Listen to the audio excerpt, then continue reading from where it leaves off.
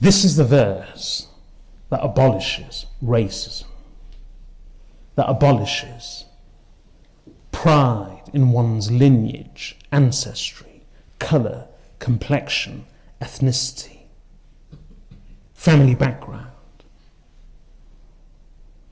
It completely destroys it.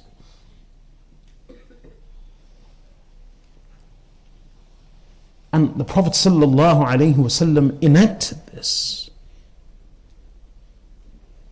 amongst the Arabs of Arabia, who were some of the most tribal and bigoted people when it came to ancestry and lineage prior to Islam. So much so that the Sahaba radiyallahu anhum, they treated one another as true brothers regardless of their lineage and their ancestry.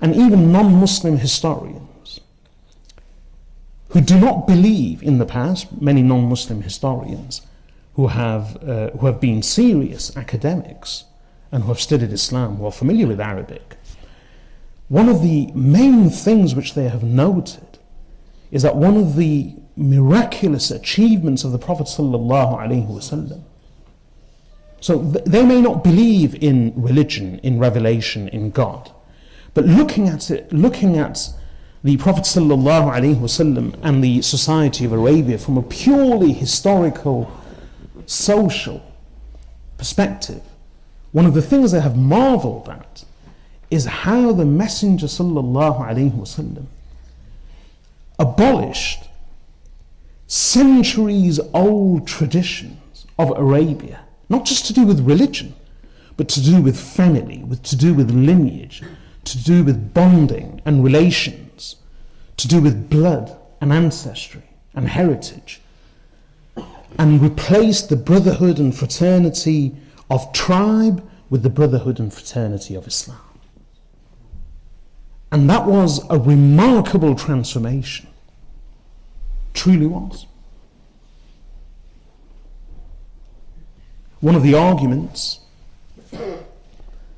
given for the preservation of the EU, especially in today's climate with the current debates, is that the EU has helped avoid wars in Europe. Otherwise, prior to this spirit of cooperation and mutual recognition and the European fraternity, prior to this, Europe underwent centuries of warfare, and very serious warfare. And even now in modern day Europe, this is still one of the arguments being proposed for the preservation of the EU as a union, that it has actually prevented violence and wars. And the Arabs had a history of warfare.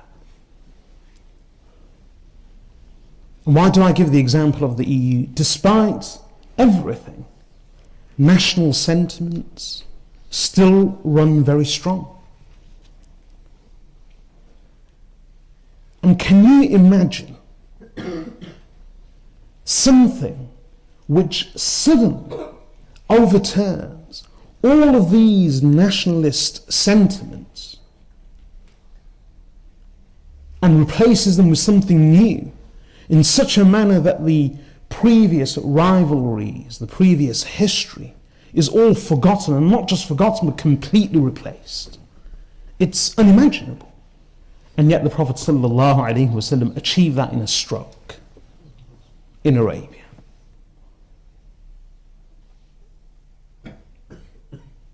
These Arabs who bought and sold slaves, who even after freeing them and emancipating them, still regarded them as their unpaid employees. These Arabs who were boastful of their lineage and their ancestry in every way, suddenly abolished all of that. and lived with one another as brothers. Truly. How did the Prophet ﷺ achieve that? With the verses of the Quran, with his own noble example, and with the sheer force of his personality and the barakah, the blessing of Allah subhanahu wa ta'ala.